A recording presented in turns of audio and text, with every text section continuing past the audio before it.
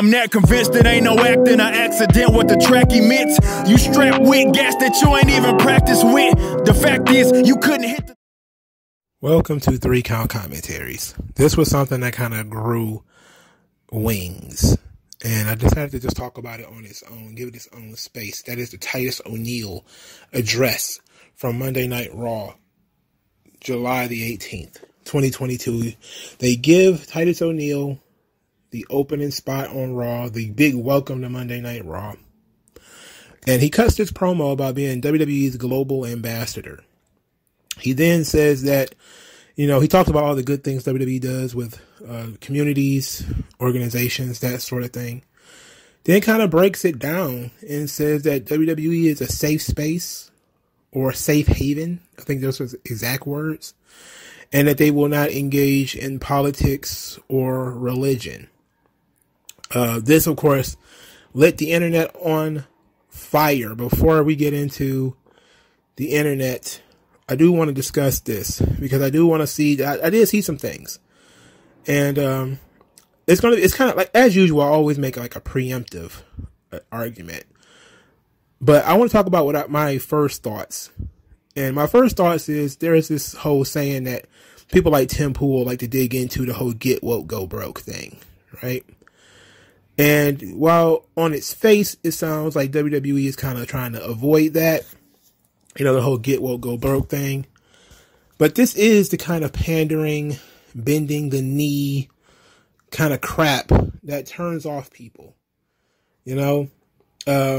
Look, I get that, you want to avoid divisive subjects. WWE, Titus O'Neil essentially reinstated the WWE motto, which is putting smiles on faces.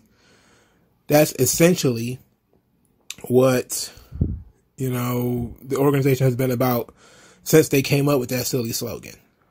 That being said, politics doesn't really put smiles on faces. Making fun of people's religions doesn't really put smiles on faces. So, yeah, you kind of have to treat people equally to a degree in order to try to satisfy everybody. The problem is you can't be everything to everybody. And this is where we venture into the people like me who see this as weakness. They see it to me as you're trying to be everything for everybody. And in doing that, it's like saying my flavor is no flavor. It's like, that doesn't make any sense. I don't want to be chocolate because some people don't like chocolate. I don't want to be vanilla because some people don't like vanilla. I don't want to be strawberry because some people don't like strawberry. But the bottom line is, it's okay to be strawberry and it's okay for people to not like strawberry. It's okay to be chocolate and for people to not like chocolate. It's okay to be vanilla and people don't like vanilla. You're a wrestling organization. You have to present pro wrestling. And sometimes the storylines are going to dib and dab in different directions. Now, as long as you're not punching in one direction all the time, most people can take their lumps and move on. If you're the kind of place that makes fun of everybody, which kind of what WWE is, it's a place that makes fun of everybody. Vince McMahon has made himself look like a fool, just like he's made other people look like a fool. He's done the whole kiss my ass club. He's also covered himself in shit. He's done crazy stuff to the women. He's also had the women do crazy stuff to him. That's the kind of give and take that people like in entertainment. They don't want to seem like certain people are above being made fun of, which is what leftists want you to do. They want to create all of these endangered species that you cannot make fun of them. And then they want to say it's equality somehow. It doesn't make sense. But you can't create a bland product. Because, if Gunther is a heel, automatically he's a foreign heel because he's foreign. And you say we're not going to do divisive politics. It's like, you got a guy speaking German over here, and you got him dogging Americans. That's political, And I see, K-side seats and so many other people going back 20 to 30 years. Like, you don't even need to do that. They're literally just a couple of weeks ago had Gunther talking about there will never be another American Intercontinental Champion of all time. I was like, that was like 2 weeks ago. Like, this doesn't make any sense. Don't do this. Why make your product more bland than it really is? Why tell people we're going to present an absolutely sterile, bland product that's not really going to appeal to anybody? Because if it absolutely appeals to someone, well, it might offend someone else. And this is the toggling of demographics. Because appealing to men might offend women. Appealing to women will definitely offend men. That's just kind of how it works. Men and women want different things from their entertainment.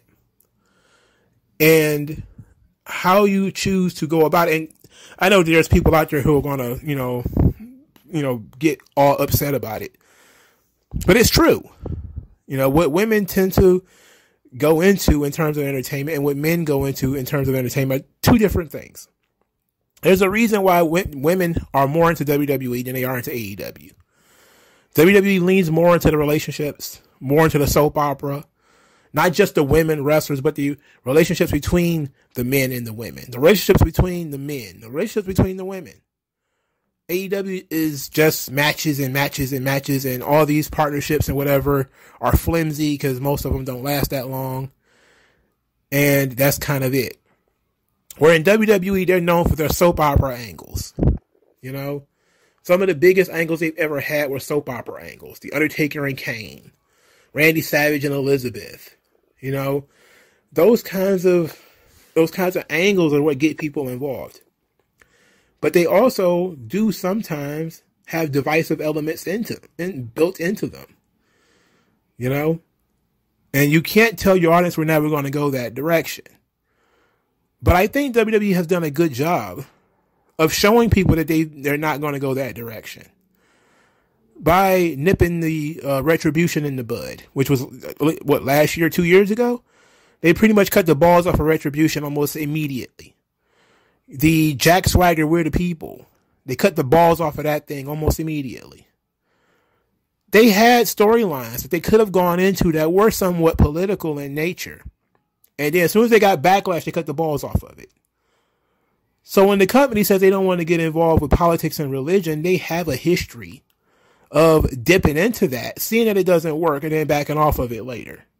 But they also have a history of going all the way in. This company has been around for over 40 years. Of course. So I see people like Cage Side Seats, and they're, laughing and talking about, when Hogan and Sergeant Slaughter did the Iraqi war thing, and I was like, okay, if you're going back all that far, and I get it. The journalist class, the columnist class, or whatever you want to call them, they're not as interested. They're interested in their conspiracy theories about why this happening, and I'll talk about that in a minute. But they're not really interested in looking at what was said and what that means. And I think it was Don Tony that tweeted out that the purpose of this thing, of this statement, was to reassure shareholders and reassure partners that they're not going TV 14 and not dipping into divisive material like politics, religion. Just like Vince, a couple of months ago said they're not doing blood and guts. WWE has a history of blood and guts. We know that. They've had what amounts to death matches in WWE. We know that. Just like we know that they've done politics, we know that they've made fun of religions. We've known that they made fun of people's races. We know that they made fun of people's genders. We know they made fun of this stuff. We know. We don't need every Cage Side Seats Fightful account trying to tell us what we already know. If you've been watching this stuff for any length of time, you already know WWE has made fun of that stuff. But I say it like this. I'm an adult, right? I'm a man. I've lived a long time. I'll be able to come up with my own formulation of my own morality. If I say, stealing is wrong, and you agree with me that stealing is wrong, but then you come to me and you say, Mongo, didn't you used to steal? Like, I was 12 years old. Like, that was over 20 years ago. I'm talking about this point forward. I don't steal. Do I have a history of ever stealing in my life? Absolutely. Just like if sometimes people used to say they don't curse. And then you did do a little bit of digging. You look at the Twitter account, somebody, I thought you didn't curse. It's like, well, things change. Things change. People change. You grow out of things. You grow into things. I took Titus's statement to mean that WWE is going to try to grow out of the whole politics, religion, being divisive, and looking at things from a more uniting kind of way. That's how I took it. I took it as they were pandering. And I didn't take it as it was woke garbage or anything like that, because when I see WWE do, like, it's the one company that I can say that throughout June, I didn't see any rainbows. I didn't see any rainbows. The WWE logo didn't become rainbow or anything like that. They didn't get involved in that. That don't mean they don't have wrestlers that don't do it. They're independent contractors. They can do whatever they want. You know, it's like WWE as an organization didn't push Black Lives Matter. They had wrestlers that did it, but the company itself didn't do it. Just like you have people who were, or sometimes are, involved in the organization, like Linda McMahon or Kane, who went into politics while other people did not. What we're saying here, what we're looking at is how individuals are choosing to do their own thing, express themselves their own way. But it's not WWE doing it. WWE, well, Linda McMahon doesn't even work there anymore, as far as I know. Hell, she's barely married to Vince. Kane pops in, pops out, but Kane, the character, isn't the mayor of Knox County, Tennessee. Glenn Jacobs is the mayor of Knox County, Tennessee. He just happens to be Kane on WWE TV. That's okay. It's all right for us to say that Kane is not a political figure. Because Kane, the character, doesn't necessarily have to have the ideals of Kane, the person who plays him. You know, that's simple artistic, separation of the man and the character. That's simple. The way I look at it, and I see a lot of people do that. They made that nonsensical argument about WWE doesn't involve in politics, and they talk about Linda McMahon and Trump. I'm like, I don't remember seeing Trump on Raw during when he was running for president. How easy would it have been for Vince? And Vince McMahon probably could have done this for ratings. I'm good friends with Donald Trump. I'm going to bring Donald Trump on Monday Night Raw. He's going to stand in the ring. He's going to beat up somebody dressed as Hillary Clinton. And it would have been in the exact same vein as Saturday Night Live and everything else that was doing the exact same crap at the same time. But they didn't do that. Vince McMahon is friends with Trump and didn't use his platform to push Trump forward. At least not from what I saw. Did he use his own personal money? Sure. That's his own personal money. His own personal opinion is that Trump was the better man to run for president. Just like other people had the decision to do their own thing.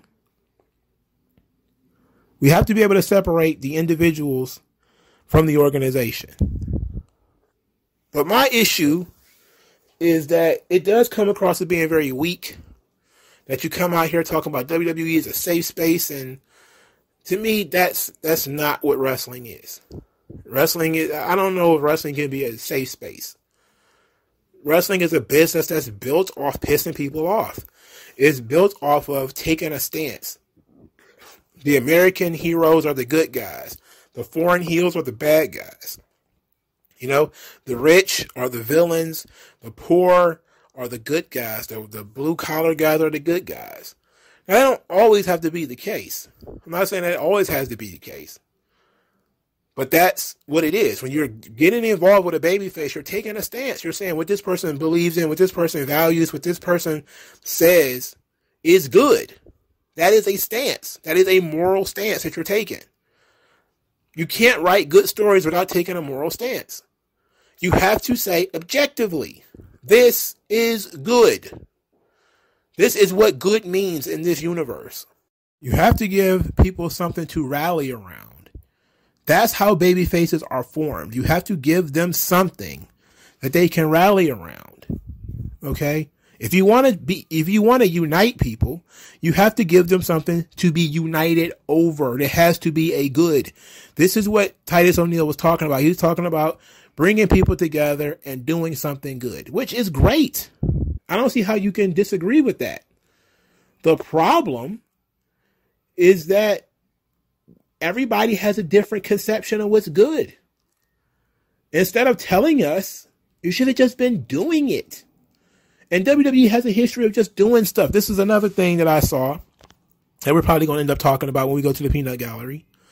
All these people who think that Titus O'Neil came out here because he wanted to address the Vince McMahon controversies. That, for starters, that's not his job, right? His job is to be a global ambassador of WWE. That's his job. WWE has been doing outreach and all that kind of stuff for 30 years, man. You know, remember, what was this? What they did? Headlock for Somalia. You know, all the various Make-A-Wish and all this kind of stuff. They've been doing this stuff forever. And I see a lot of wrestling fans, they act like they just started doing this stuff because Titus O'Neil was there. It's like, no, they've been doing this been doing this stuff forever. Even during the Attitude Era, they still did charity drives and all kinds of stuff. They still did it while promoting a pretty, disgusting and raunchy product. They still did Make-A-Wish. They still did all of the stuff. It made all of the appearances. It still did everything that they do now. They just, of course, it changed a little bit because of the nature of the product. Now that the product is more PG, things are a little bit more sanitized. So I'm more apt to fall into the Don Tony camp, that this is mostly for advertisers and people who were maybe triggered by the whole WWE is going back to TV 14, because they started the show with this, and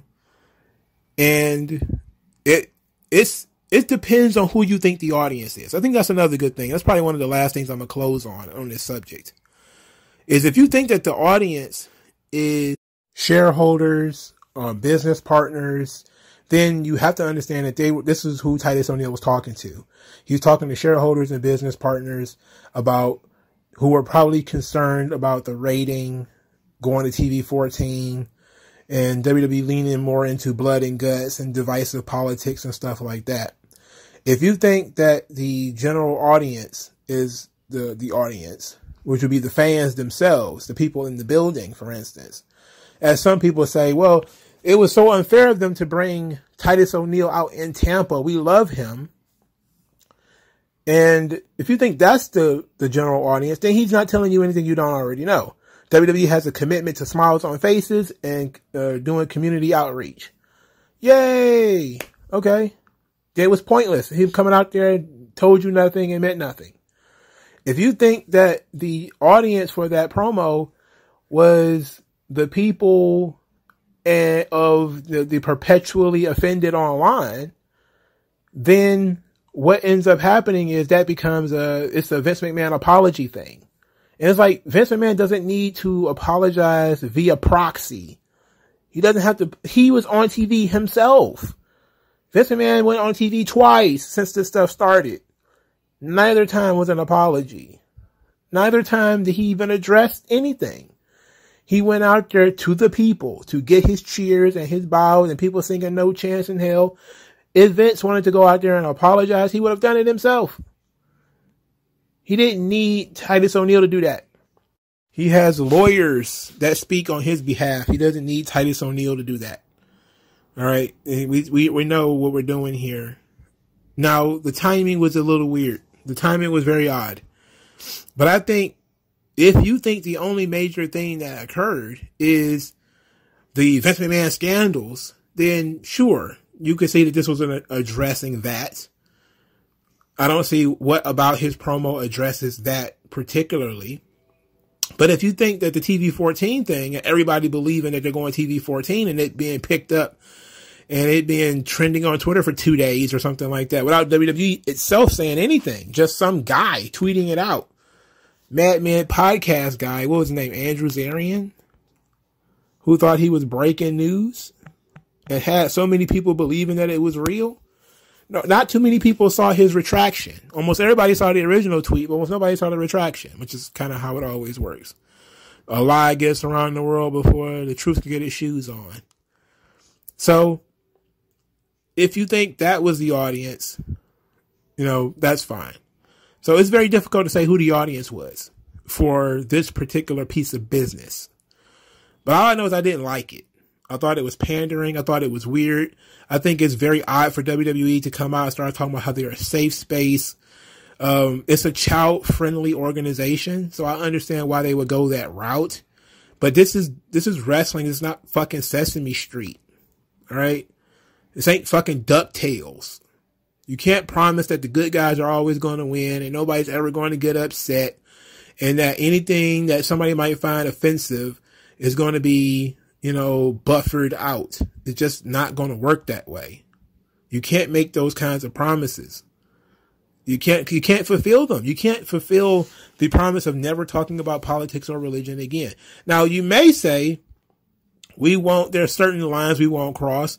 For instance, I don't think WWE will go as far as AEW did. Like, AEW has let the wrestlers wear, like, pro-abortion t-shirts on TV. Right? They can do whatever they want on their Twitter account. We saw Liv Morgan, you know, she's helping to fundraise for people to get abortions or whatever the hell she's doing with her personal Twitter account. That's on her. But WWE is not doing it. Just like you can say, well, AEW is not doing it. CM Punk is doing it. Okay, fair enough. But that's how I took it. I took it as the company itself is not going to get involved with religion and politics and stuff like that. At least from this point forward. And we know 9 times out of 10 it's probably going to end up being bullshit. And likely within the next week or two, they're going to dive head first into either politics or religion or something to that effect. And throw this whole thing in the garbage anyway. I don't believe a second of it. I don't believe a bit of it. You know, the only thing I believe is that they do want fans to come in and have a good time. And hell, watching Raw, I wasn't even sure that that was the case. Because I hated Raw. I actively hate Raw and SmackDown. Actively have no fun watching them. If you really wanted to have a fun, uniting product, you would do much better than 5 disqualifications and 6 countouts and a bunch of matches that don't mean anything. You would certainly do better than that. You know, so if only the focus was on something like that and not so much on what shadowy stuff is going on backstage or with Vince or with the shareholders or anything like that. Make the shows good and we don't have to worry about this kind of stuff. Anyway, let's get into the peanut gallery because I've had about enough. I apologize, man. I had no idea I was going to do a 22-minute preamble on this thing. All right. Did Titus O'Neil say WWE is a safe haven and we are all here to have a good time? Paralegals included? I guess so. Sure. You know, I'm pretty sure the paralegal had a fun time. You know, especially if it was if it was consensual as they claimed. She didn't say it wasn't. Let's see. Titus O'Neil on the Sorry Vince is Still Here apology tour. Why would they need to apologize for that? And why would he need to apologize for that? Like, I don't understand it. I hate this though. Why is Titus O'Neil cutting a safe zone promo on Raw? Good question. Why is they doing this? It says it was a pay no attention to the Vince McMahon look at the good things we do promo. I don't think so. I think you have to believe that most people care about that, and they don't. I think we've seen that these people don't really care. They don't really care about all this community service stuff either, if we're being honest. It's like, it's nice to know, but almost every multi-billion-dollar corporation does community service. You know, a lot of it is a tax write-off. You know, a lot of it, as soon as you get tax breaks for it, you really can't get too much credit for doing it. You know, but, you know, this is kind of how it is. Very weird, but I don't think it had anything to do with that. It says somebody said it's shutting down that TV 14 shit. Yeah, I mean, that's one of the things. And I think is you could take it both ways, I guess. I'm not going to completely shut down the whole thing with it being about Vince or with it being about TV 14. I think it could be one or the other. It could be about both. You know, Titus O'Neil. Titus at WWE don't speak on race, religion, or politics. The WWE in question either had the blackface, Muhammad Hassan, and Trump. The McMahons are not in character at this point. So, and then also this whole X-Pac thing, that shit was in 1998. Why would you going back so far? Muhammad Hassan was over a decade ago. Again, I mean, I don't know. It's almost as if people don't think that things change. It's like people hate wrestling now because things have changed. But when you say, yeah, we've changed, they're like, no, you didn't. Look at what happened in the past. It's like, clearly they don't do blackface anymore. Clearly they don't do Muhammad Hassan characters anymore. They clearly do not do these things anymore. You know? And the closest they got to it was Retribution. And they got absolutely shut down for doing that. Let's see. Vince sending Titus O'Neil to do pre-damage control after suspending him for touching him is fucking hilarious. Oh, that was very interesting. I forgot about that. I forgot that he got suspended for grabbing Vince. I forgot what was the context of that. I forgot the context of that. There was a reason for it. It wasn't just like he randomly touched Vince and that was it. I think the context was it wasn't the right time to be playful and something like that. I don't remember. Let's see. Titus O'Neil saying WWE is a safe space even though a sexual predator is their CEO. I didn't know Stephanie McMahon was a sexual predator. Make Titus O'Neil the new chairman of WWE then. I don't think he's qualified for that job. Titus O'Neil is opening up Raw. Dude is so damn likable. Say Titus O'Neil deserves that pop. Dude never stops doing his humanitarian work. Okay, so here's somebody with the video of Vince McMahon shoving Titus O'Neil after Titus grabbed his arm. Titus was suspended for 60 days. Still don't understand what the context of this is. It's just a video of what happened. Nothing against Titus O'Neil, but what was the purpose of this segment? I don't know, to bend the knee, to let people know that certain stuff is not going to happen anymore, which makes no sense to me. It said, if we use Titus O'Neil every time Vince McMahon fucks up, he's going to be almost as rich as the girls who signed the NDAs. Titus O'Neil is out here to remind you of all the great things WWE does. We all do good. Everyone in this company is good, at least as far as we can disclose. I don't know. Like, it's a very weird thing that people have with these non-disclosure agreements because it's like you're not allowed to have any private conversations. You're not allowed to have private deals. You're not allowed to have privacy. For some odd reason, Vince McMahon, everything he does is supposed to be public and upfront for everybody to know. But it's like you have a Twitter account that doesn't have your real name on it. It doesn't have your real face on it. And you're tweeting about somebody else's private life. That's very weird. And as somebody who, you know, doesn't use my real name, doesn't use my real face, I understand why you want to stay anonymous. That's why maybe the girl wants to stay anonymous too. Ever thought about that? Doesn't it seem like, why are people so not self-aware? It's like you're tweeting from behind a fake account, talking about somebody who, at least one of the two people is a public person. The other person is a private person and doesn't want their public business in the fucking street. Which, hey, is sensible. And the private person doesn't want his public stuff in the street either. That seems to be pretty sensible to me. I wouldn't want my business in the street. So, people are allowed to have privacy. Just because you think you have an entitlement to know everything, you don't have an entitlement to know. It's none of your fucking business who he's fucking and how much he gives money or whatever he's doing with them. It's none of your fucking business. If somebody filed a police report, then okay. Until then, it is what it is. It's none of my fucking business. All right. See, Titus O'Neil is a great spokesman and overall great human being. I don't think there's a person that dislikes him. I dislike him. I don't think he's a good wrestler. That's all I really care about. Look, I know he might be the coolest dude on earth, but I'm a wrestling fan at the end of the day. He doesn't really do it for me. Character work, nothing. He's a nice guy. He does community service, but I do community service too, bro, and I'm an asshole. You know, I love doing community service. I thought it was great. It's fun to give back. It's fun to help people who, you know, you think need the help. But that doesn't necessarily make me an angel. You know, it don't make me an angel. Trust me.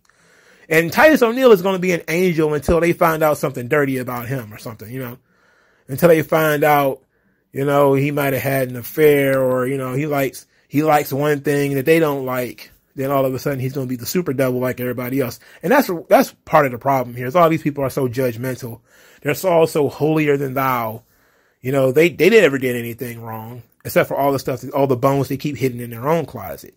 How many of those people are going to go out and tell all the crazy shit that they did? Almost none. But, okay, let's continue. LOL, what WUT on earth was the point of the Titus O'Neil segment to open Raw? Random as fuck. That 100% felt like Vince McMahon just doing damage control. Okay, what was the damage? You look at the stock price. Has the stock price plummeted? Not really. Has they lost any business? Not that I can. So I think that the Netflix thing is still the only thing that's really occurred that's coming out of this. Is there something coming? Which I think some people are saying. Who knows? We won't know that until it's in the future. So unless you got some kind of Minority Report, psychopath kind of mind reading the future device, we don't know. And somebody says, this is WrestleView, trying to make sense of that Titus O'Neil intro. It reminded me of those old bizarre vignettes that Vince McMahon did in the early 90s, putting over how great WWF was as the federal government was coming for him. The problem is that the predatory culture in WWE is proven. Okay, proven by who? Proven by what? In what way? Titus O'Neil is the perfect ambassador for the WWE, and more importantly, an amazing human being. So glad he's still involved with the company after all these years. Interesting. It says, well, Titus O'Neil may be an amazing and charitable man, but tonight he is also a liar. The WWE was not a good time. It wasn't even a decent time. It was just a flat-out terrible show, waste of 3 hours. I absolutely agree with this. I agree with this. Somebody says, a place where we will never discuss politics or religion. Titus O'Neil. Yeah, Tony might want to take notes. He's talking about Tony Khan. I don't think this is the time or the place to get into all of that. Somebody says, listen, I guess Triple H was spot on 18 years ago when he said that Booker T, that black people like him are there to be servants and clowns. Enter Titus O'Neil, July 18th, 2022. Hope to see you again in October. What the hell is October? What do they got to do with anything? Who is this guy? Another podcaster. He seems to be black. Oh, okay. So I should have known when he was teetering around the whole Uncle Tom thing, which it's a great documentary. It's up on YouTube, actually, the Uncle Tom documentary. This idea that black people have to always think the same and come to the same understanding. It's not that Titus O'Neil actually knows these people that you're talking about and maybe doesn't feel the same way about them. That can't possibly be the case. It's got to be that he's a coon or some kind, right? You know, that's weird. I don't understand why we need to do that. You know, it's entirely possible that he knows these people and knows that they're not, you know, awful folks or whatever. Or maybe he does. Who knows? Let's see. The Fightful account. It says, not really all that safe of a space if you have to cut a promo to assure people that it is. It's just weird, especially after the last Wall Street Journal report. Somebody says the last Wall Street Journal report is all speculation, so I don't know why people are taking it as gospel. And somebody says, no, it's all it's not all speculation, it's factual, via bank accounts and NDAs. He says, NDAs saying what exactly? If we don't know what is on these NDAs, why think it's sex? That's actually a good question. Because not all of them have to be sex. You know, some of them could be some other thing. Maybe Vince was robbing somebody blind or something, didn't pay him royalties or some shit. We don't know. We have no idea what's on those documents, you know? So, I mean, it's just facts. Of course, people are, you know, saying no arguments. It's just, you know, attack him, you know, but that's a good point. You know, how do we know that all of this stuff revolves around sex? Maybe because the documents aren't going to say that, you know, so we don't know that. But I think we can pretty much say that it does. But there's going to be non-disclosure agreements involved with pretty much everything anyway. If they sign some kind of sponsorship agreement or they buy some company, there's going to be a non-disclosure agreement involved with that too. So we don't know. They're talking about Titus O'Neil and Hulk Hogan now. Very interesting. I forgot all about that too, because I put that through my mind. I forgot all about that. I forgot how long Titus O'Neil has been around, really. I just saw a picture of Titus O'Neil in his wrestling tights. I'm like, holy shit. That seemed like it was like 15 years ago, which it might have actually been 15 years ago because, what the fuck is his name? Well, I just know him as Fred Rosser. He was next to him. Somebody says, you have to drag out Titus O'Neil for some disingenuous bullshit PR segment because the shit is hitting the fan for Vince McMahon tomorrow. I don't know. Do you have like the Minority Report powers? I guess you might. We don't know. Maybe. Somebody said, what is this?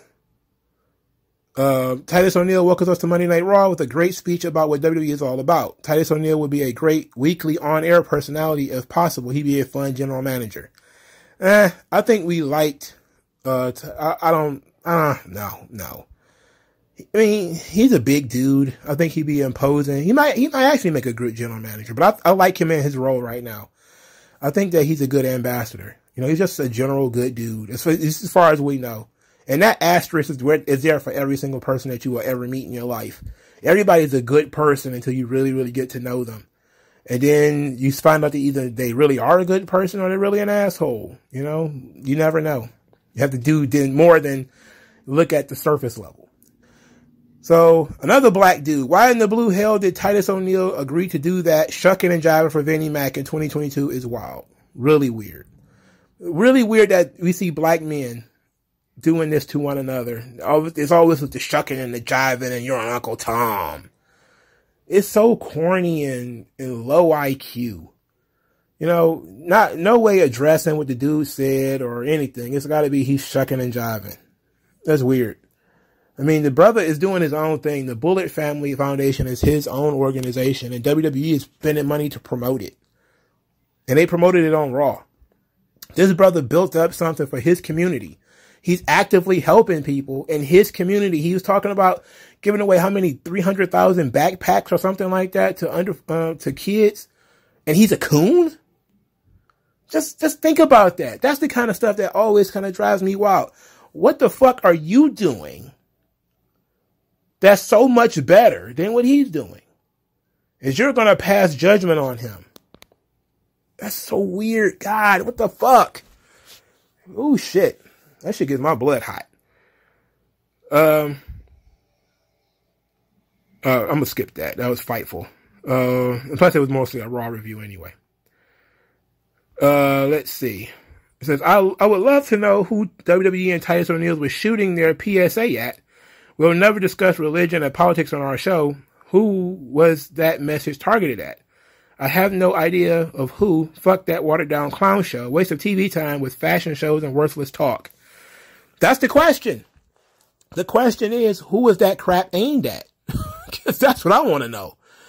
And my only response would be that it has to be aimed at sponsors and other TV executives and everybody who is questioning what WWE is doing and their commitment to their programming and what they do with their programming. That could be the only thing, because the audience doesn't really care.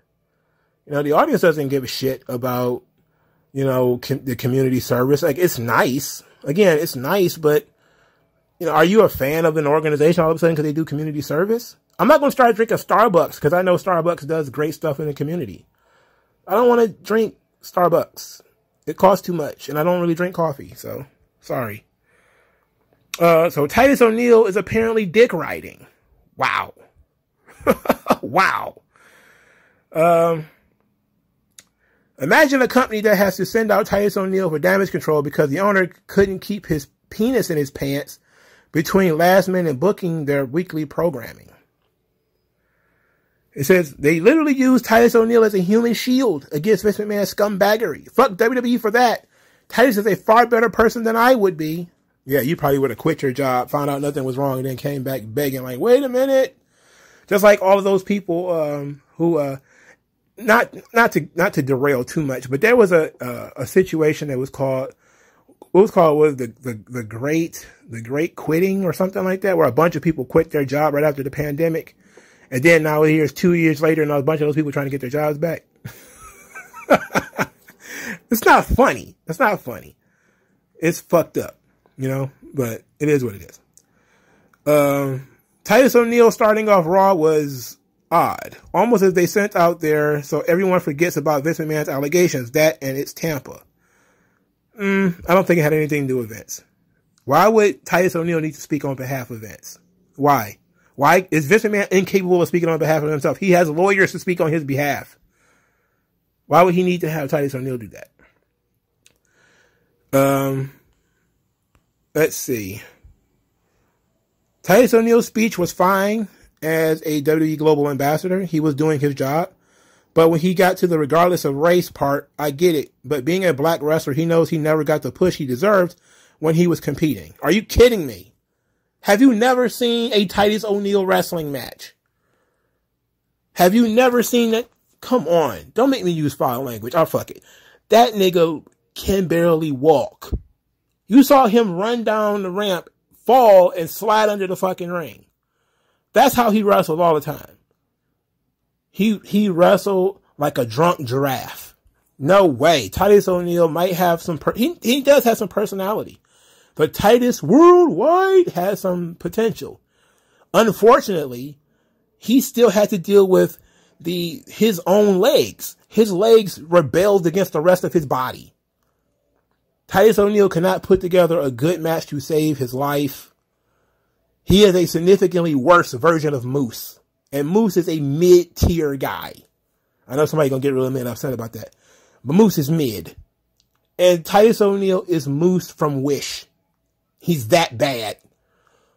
I know I'm supposed to be, that's my brother. He can. No, I support a lot of black wrestlers. Titus O'Neil just ain't one of them. He ain't no good.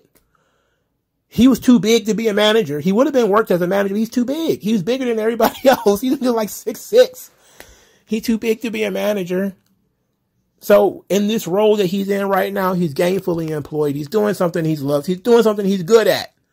He's good right there, man. He's good right there. I have no desire to see Titus O'Neil wrestle, become world champion, or do anything else. I have zero interest in that. I love that he's making money without taking bumps. That's excellent. Here's another one. I'm very confused. Why did we need Titus O'Neil promo? Did they need to fill 10 minutes that badly? It could have been filler, you know, but why would they put filler at the beginning? That's the crazy thing. Put filler in the middle, you know, put filler at the end. It's kind of weird. Did they just use Titus O'Neil as a don't talk about the Vince McMahon stuff shield? What the fuck? WWE should be a safe haven. I can think of one person who isn't helping with that. Titus O'Neil is a great ambassador for the company, one of the nicest and beloved human beings in the world. Most people don't even know who Titus O'Neil is, sir. Guess WWE realized that having Titus O'Neil come out to start the show is better for their image than having Vince McMahon come out. I think Vince McMahon coming out would have been perfectly fine. Most people would have gotten mad, but it's been like, who cares? Man, can we put Titus O'Neil on to open Raw every week? He was fantastic. Hell, let that man take Saxton's spot on commentary. I have to tell you, Byron Saxton was no good. He's not good either. The one time Byron Saxton was really good is when Kofi won the title because his legitimate emotions came through. Otherwise, Byron Saxton just comes across like one of those Muppets off Sesame Street. Like you just feel like somebody is moving his arms and legs for him and somebody is moving his mouth for him.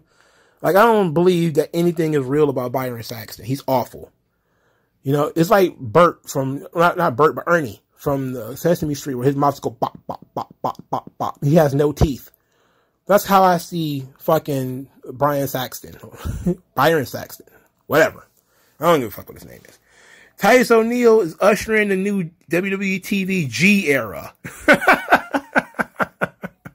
It seems like some people have noticed it. Yes, that's what it seems like. Why am I all of a sudden getting this WWE trash in my inbox? I'm a pro wrestling fan. I don't care about Titus O'Neil, who I think was a Fox commentator, or Big E, or Natty, or any of them. I'm sorry. I'm sorry that happened to you. Maybe you shouldn't have signed up for emails from WWE. Otherwise, why would you be getting them?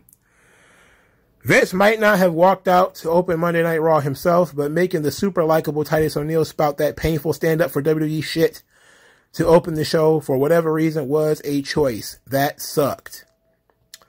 I don't know. I don't think you have to stand up for WWE because they're not in any trouble. Again, if anything, Vince is the one in trouble, and he's not even in the seat. He's running the creative, and the creative is bad. But they've already removed him from the big chair, which is the CEO position, which is a position they claimed that he was abusing his authority in. Nobody ever said he was fucking people for pushes. At least that didn't come out yet. I wouldn't be surprised if somebody did, though. Somebody says, WWE using a black man in Titus O'Neil to say this in deep red Florida feels very icky. He's from Florida. Bump, bump, bump, bump.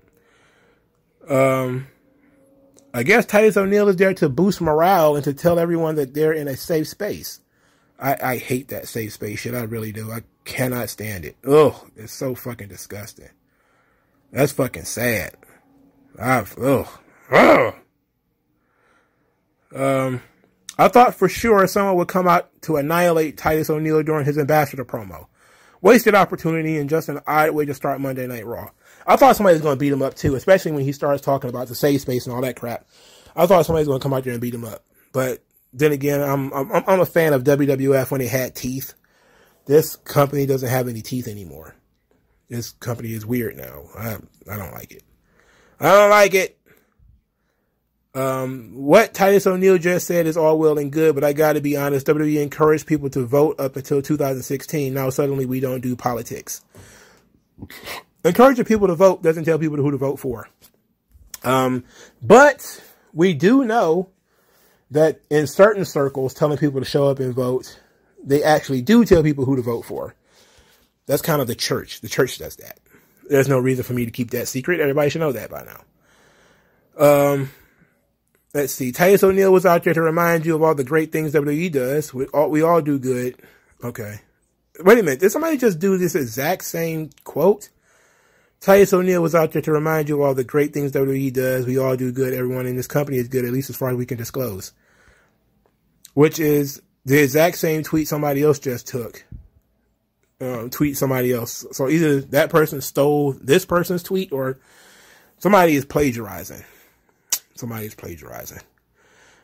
Titus O'Neil coming out at the beginning of Raw to deliver some generic motivation speech that sounded disingenuous and corporate is just shameful.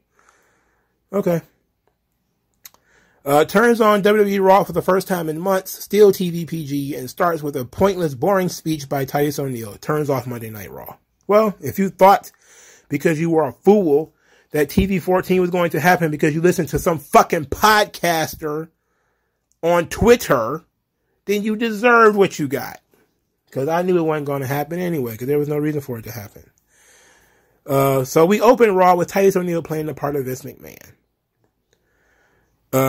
Watching WWE Raw and Global Ambassador Titus O'Neil just pretty much just promised that it will be boring. See, that's the money right there. You know, you just promised that your show is going to suck. Also, I think what we need to notice. Wait a minute. Let's continue this. This one's an interesting one. This Titus O'Neil segment tells me that Vince is in some serious shit that's about to come out. Well, maybe, but we'll see. But what I was about to say is the thing about bending the knee is it doesn't really win over the people that you think is going to win over. It just shows weakness and it allows them for further attack. That's really what it was. So if you show weakness, you show your belly to your enemy. Oh no, we won't get involved with anything divisive. It's like, okay, so now we can just attack you and attack you and attack you because you won't fight back. You don't believe in standing up for yourself or anything like that, right? You know, it might be divisive. Instead of just saying, look, or you could just say nothing and just avoid those subjects, which is what most people who don't want to offend people, that's kind of what they do. They don't virtue signal. They mostly just avoid those subjects. Like some people, I have no opinion. I don't know what their politics are because I never ask. I never see them. I don't go digging for them, you know, or whatever, because I don't know what their politics are. I don't know what their religion is. I don't know what they really believe because we don't talk about that kind of stuff. Is it perfectly possible for you to have a relationship with a person and a company? I don't know what McDonald's thinks about, you know, gun rights or anything like that. I haven't looked. If McDonald's wanted to make it known, they're very well welcome to. but they're going to get the response that they asked for one way or the other, right? So, I just saw that third tweet again about as far as we can disclose. I've seen that tweet too many times. What in the hell is this bizarre Raw opening segment with Titus O'Neil? Never talks about religion and politics. Vince McMahon literally mocked God and had a tag team match against him.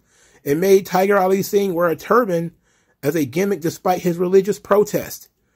That Tiger Ali Singh thing was in 1997. That was, what, 15 years ago? And the tag team match with God was what?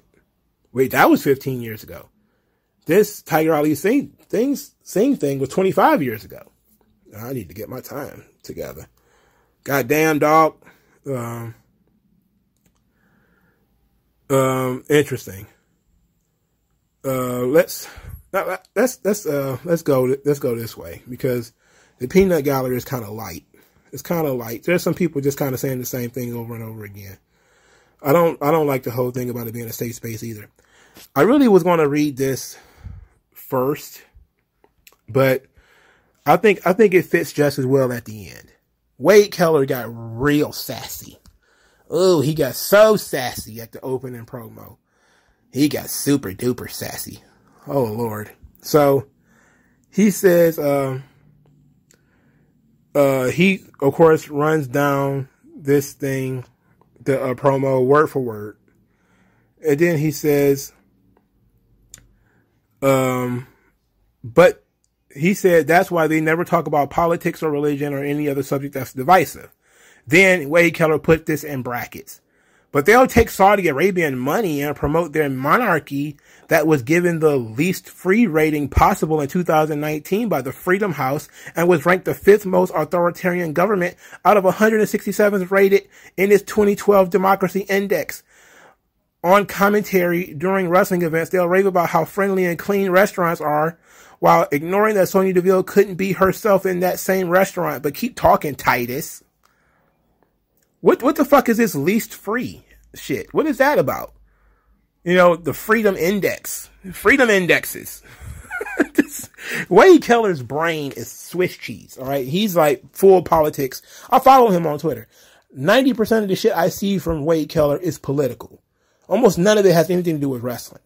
It's all Trump this, Roe versus Wade that, feminism, gay stuff, because Wade Keller is gay. It's just this shit constantly. Like, he's super sassy here about Saudi Arabia. But here's the thing. Here's how it cuts both ways. Because WWE is a global organization, they have fans in Saudi Arabia. What should they do to their fans in Saudi Arabia? Because they don't like the government, they should stop doing business with the Saudi fans. They should deny the Saudi fans. The bottom line is the monarchy owns all of the land. At least as far as I know, they own all of the land. If they own all of the land, the only place you can do business in Saudi Arabia is if you go through the government.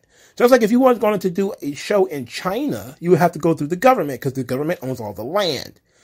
So, sure, you can say, I wish that they wouldn't do business with the Saudi Arabian government. I wish that as well. I would rather WWE didn't have to do business with any governments. But the fact remains, they're in the business of going from one country to another.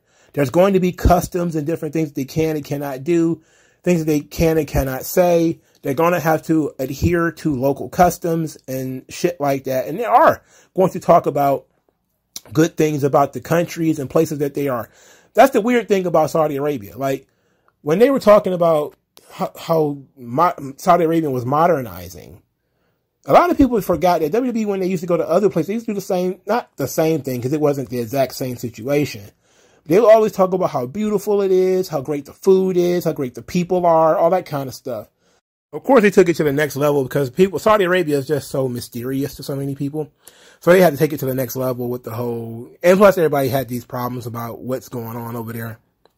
But you see that a lot of the stuff that they were touting was actually true, because I've seen it as far as people complaining about it. I'm talking about the modernizing of Saudi Arabia. I've seen it in other, just basically, macro world news organizations talking about how, you know, bin Salman is modernizing Saudi Arabia and he's getting a lot of pushback from some of the people who wanted things to be the way that they are, very traditional, very fundamentalist. And I've seen that without WWE saying it. So it's just WWE saying what other organizations have already said about the modernizing of Saudi Arabia.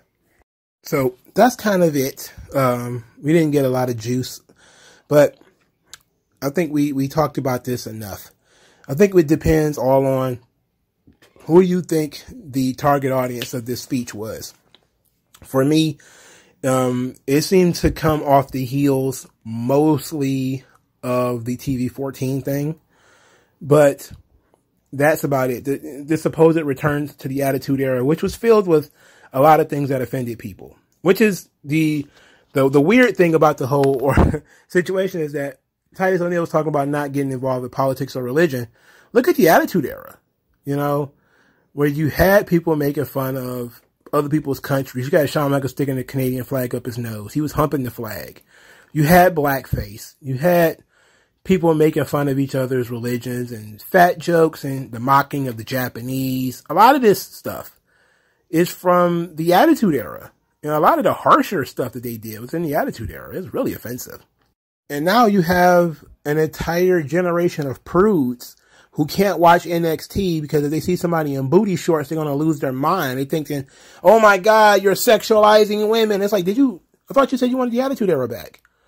So it's clearly not, Titus O'Neil wasn't talking to you because you get upset looking at Toxic Attraction's thighs every week. You just can't handle it. You're not ready for that.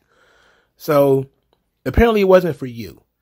You know, but I sat back and I thought about it and I was like, man, I don't get the Titus O'Neil promo. To me, it seems like WWE is just getting weaker and weaker and more whack.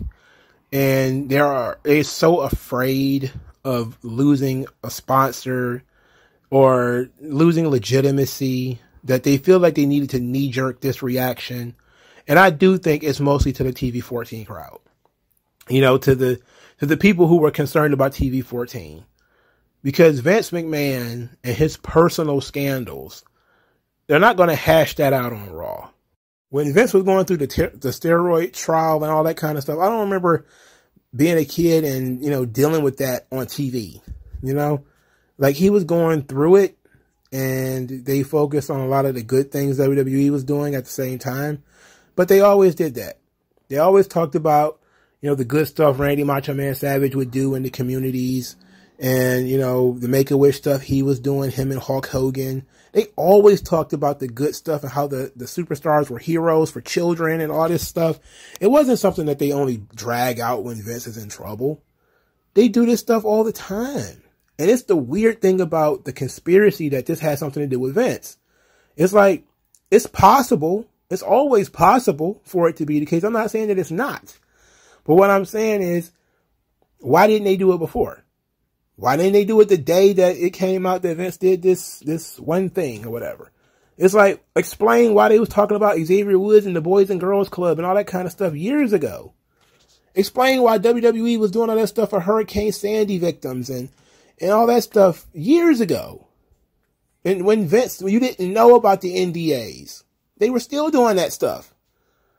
How can you explain that Titus O'Neil is out here to cut this promo talking about WWE not wanting to be divisive when it comes down to the Vince McMahon thing is not about politics or religion or gender or anything. It's about Vince McMahon because he's an individual and the difference between him and the company. And Titus O'Neil is speaking on behalf of the company. He's not speaking on behalf of Vince McMahon. And this is the problem when you have wrestling media and they aren't sure whether they're journalists or columnists or whatever the hell they're not sure what they are. Is they aren't sure who's talking when somebody is talking. They just have this belief that everybody's just some version of Vince McMahon. You know, that there is no autonomy involved in this company at all.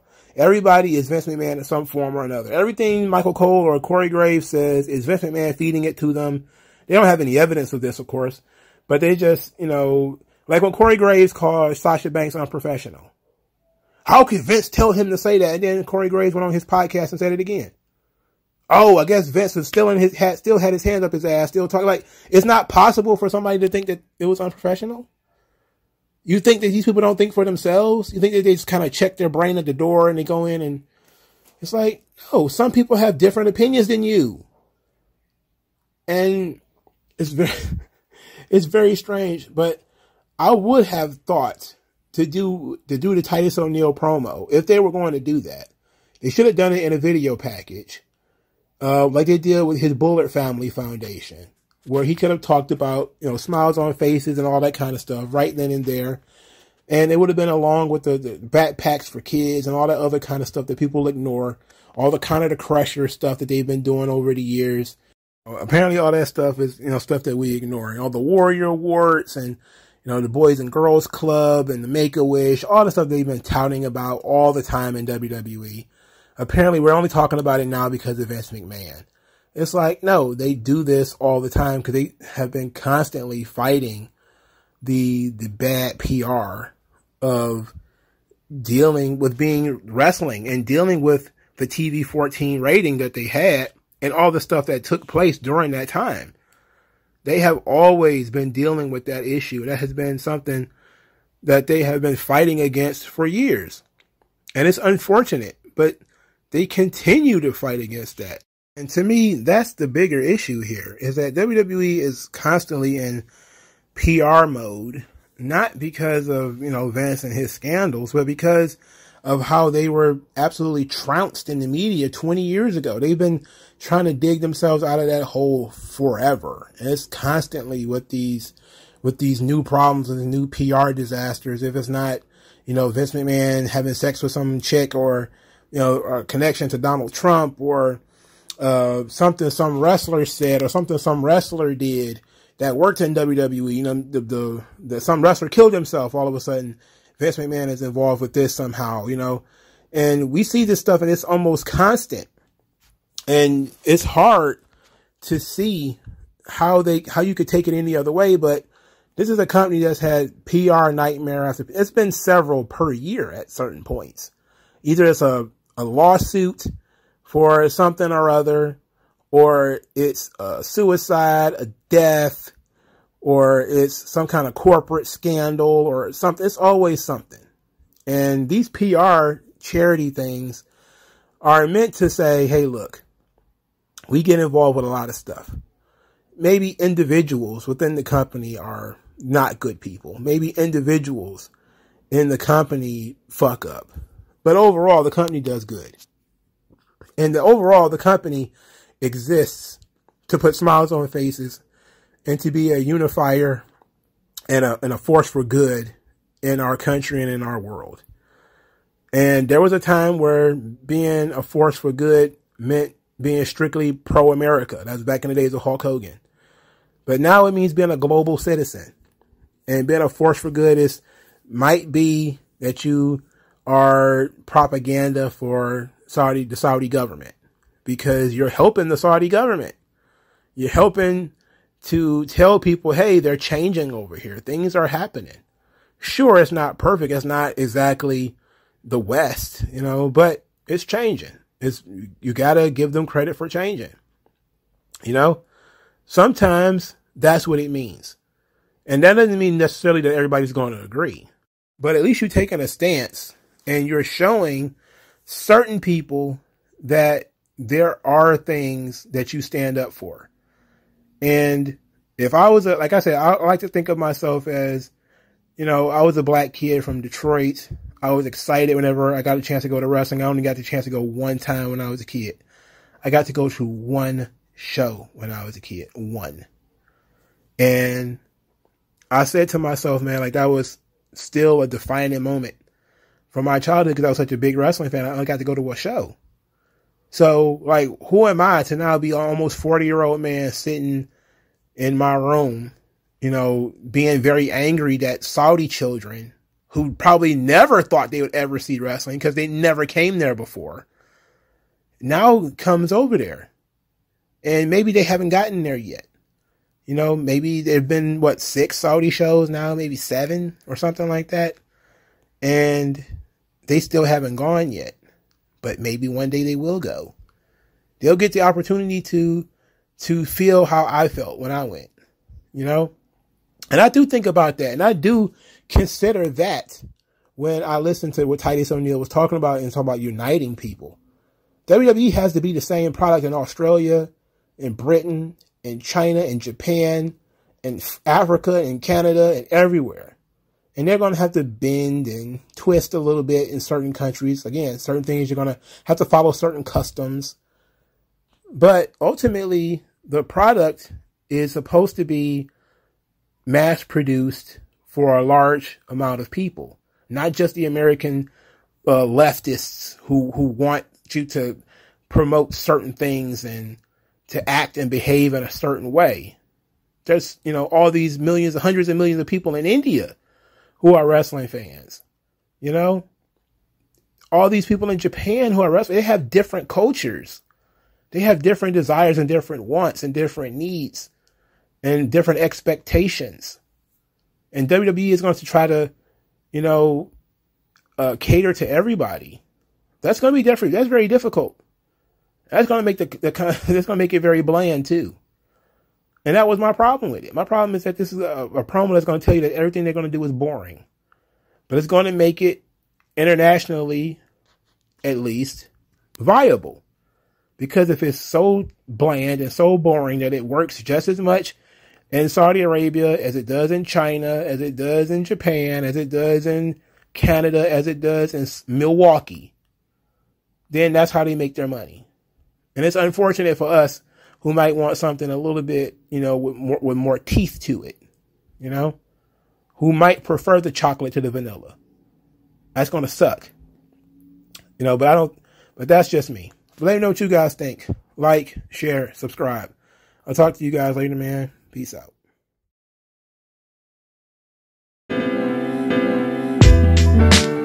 Tell me what's worse than learning all that you led to believe was all horse crap.